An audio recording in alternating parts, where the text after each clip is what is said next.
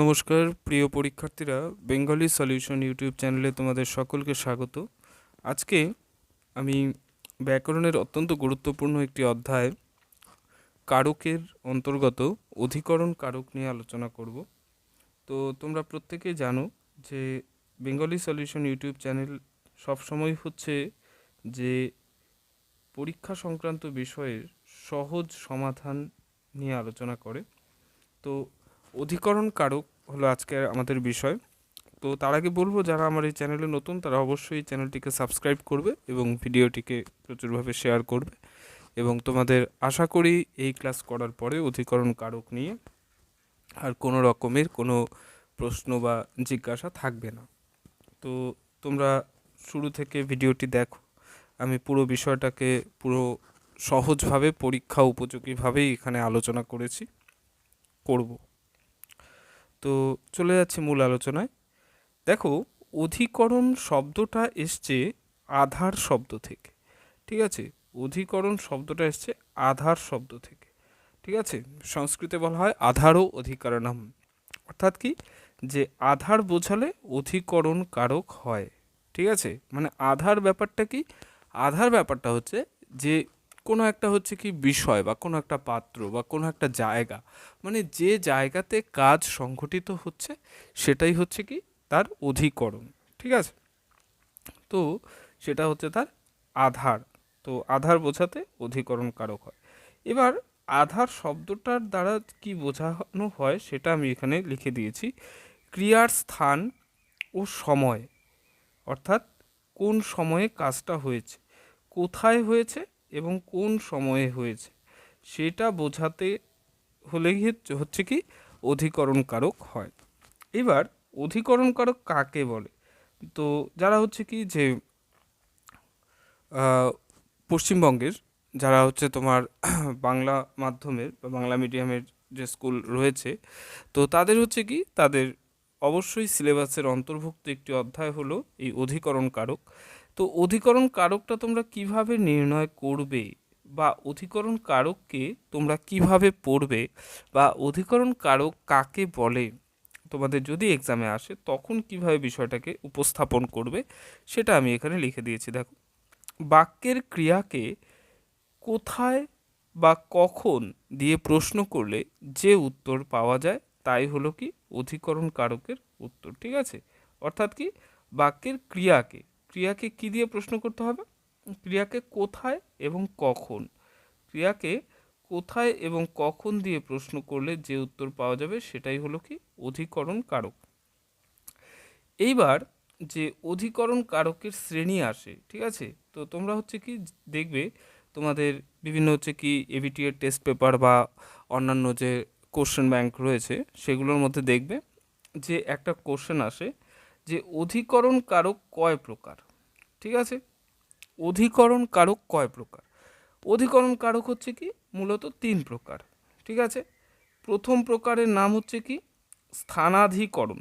প্রথম প্রকারের নাম হচ্ছে স্থানাধিকরণ। দ্বিতীয় প্রকারের নাম হচ্ছে কালাধিকরণ। আর তৃতীয় প্রকারের নাম হচ্ছে বিষয়াধিকরণ। এবার কথা হচ্ছে যে এটাকে মনে রাখবো কিভাবে, যে দেখো, স্থান মানে আমরা সবাই জানি জায়গা, তাহলে হচ্ছে কি যে জায়গাতে ক্রিয়া সম্পন্ন হয় সেটাই হলো কি স্থানাধিকরণ, মানে কোনো জায়গা বোঝালে সেটা হচ্ছে স্থানাধিকরণ। কালাধিকরণ কখন হয়, যে কোনো একটা হচ্ছে কি সময়, কাল মানে কি, কাল মানে হচ্ছে সময়। এবার কোনো একটা কাল বোঝাচ্ছে, মানে কোনো একটা সময়কে যখন বোঝাবে তখন বুঝতে হবে সেটা হচ্ছে কি সময়, তার মানে কালাধিকরণ। আর বিষয়াধিকরণ, এই বিষয়াধিকরণ শব্দটার এটার হচ্ছে কি যে কেউ কেউ এটাকে ভাবাধিকরণও বলে থাকে। ঠিক আছে, আর তোমরা সহজভাবে মনে রাখবে বিষয় মানে কোনো একটা সাবজেক্ট। ঠিক আছে, যেমন ধরো কি গান, যেমন ধরো কি সাহিত্য, যেমন ধরো হচ্ছে কি যে গণিত, এরকম হচ্ছে কি বিষয়। ঠিক আছে, তো এরকম বিষয় থাকলে সেটা অবশ্যই বিষয়াধিকরণ। এবার হচ্ছে কি যে ব্যাপারটা কি, যে বিষয়াধিকরণ যখন কোনো বিশেষ বিষয়কে বোঝাবে, আবার হচ্ছে কি এই বিষয়াধিকরণের মধ্যে ভাবও আসতে পারে।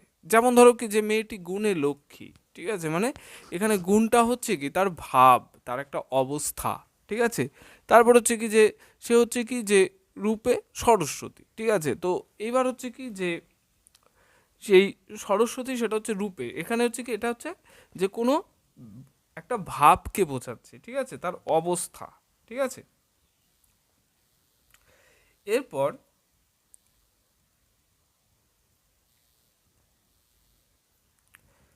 বা রূপে লক্ষ্মী এই টাইপের আর কি, ঠিক আছে। তো এরপর চলে যাচ্ছি আমরা কোথায়, যে অধিকরণে বিপসা, এটাও আসে কোশ্চেন হিসেবে।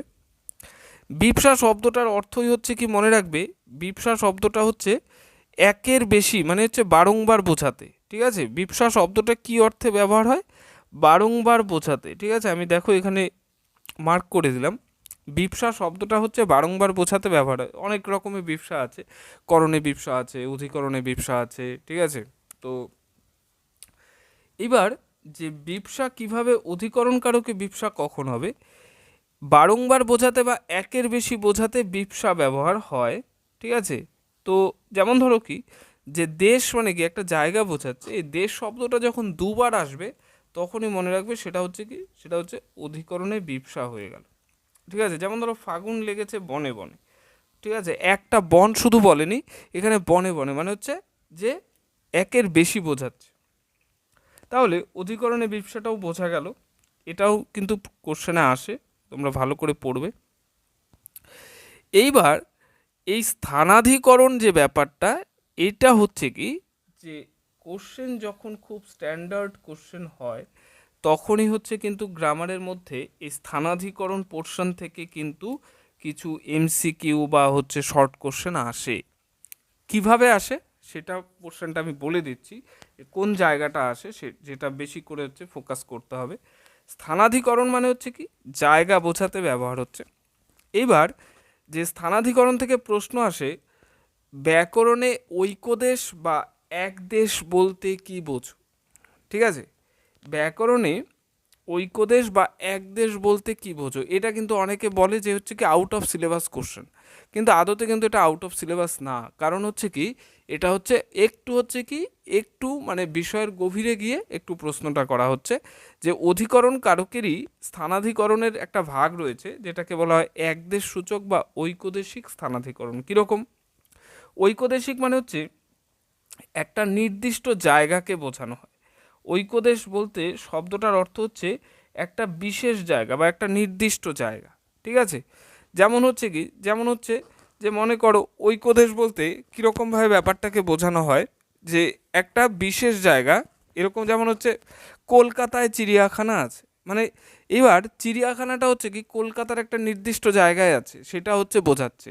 এখানে বুঝতে হবে কোশ্চেনটা, যে উদাহরণটা কি বোঝাচ্ছে, যে কলকাতায় একটা নির্দিষ্ট জায়গায় চিড়িয়াখানা আছে, মানে সারা কলকাতা জুড়ে চিড়িয়াখানা আছে এটা নয়।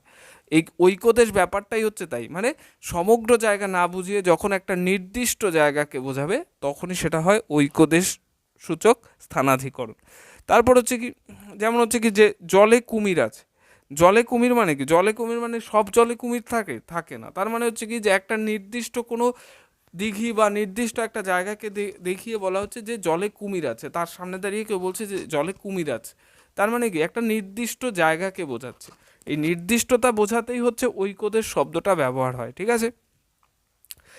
এরপর আরেকটা আসে ব্যাপ্তিসূচক স্থানাধিকরণ। ব্যাপ্তি শব্দটা ঠিক ঐকদেশের অপোজিট, মানে ঐকদেশ মানে যেখানে একটা নির্দিষ্ট জায়গা, ব্যাপ্তি মানে হচ্ছে কি একটা বিশালতা বা সমগ্র জায়গা, ঠিক আছে। ব্যাপ্তি মানে হচ্ছে কি সমগ্র জায়গা।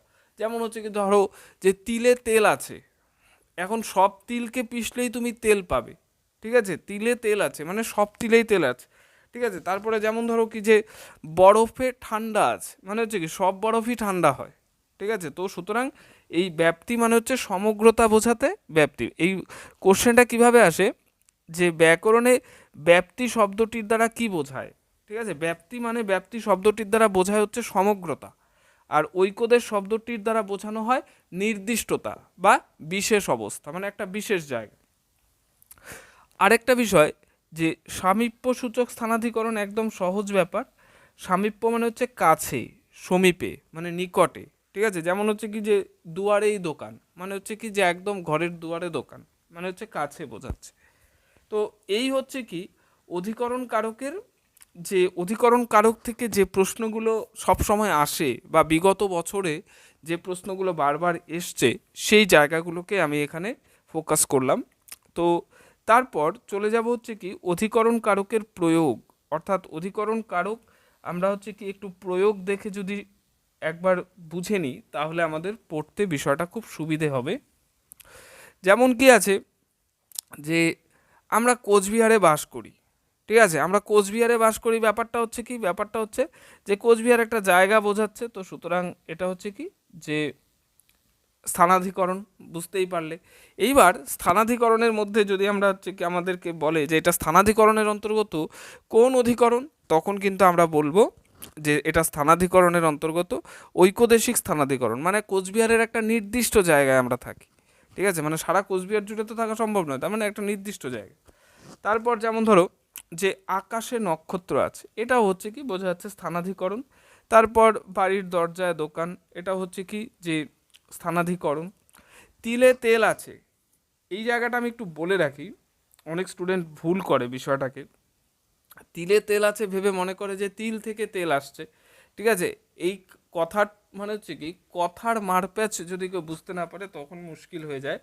তো এখানে বলছে যে তিলে তেল আছে মানে হচ্ছে কি যে তিলে তেল আছে মানে তিলে তেল আছে, সমস্ত তিলেই তেল আছে, তার মানে এটা হচ্ছে কি এটা হচ্ছে ব্যাপ্তিসূচক, ঠিক আছে। তো এই ক্ষেত্রে এটাকে আমরা বলবো স্থানাধিকরণ, হয়ে গেল।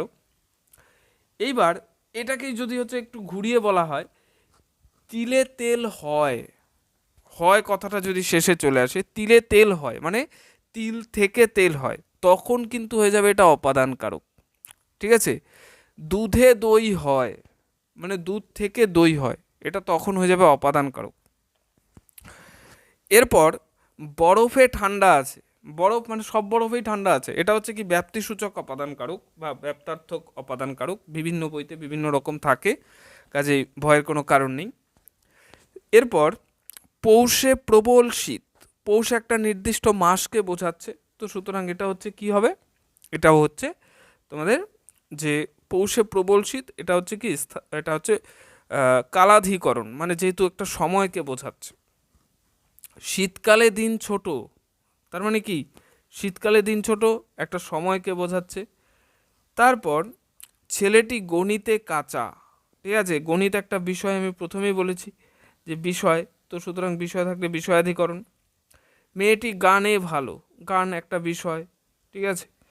তো তারপর হচ্ছে কি একটু হায়ার স্ট্যান্ডার্ড থেকে একটা দিলাম, বুদ্ধিতে বৃহস্পতি, অনেকে ভাবে যে বুদ্ধির দ্বারা বৃহস্পতি, এই ধরনের কোনো অর্থ হয় না।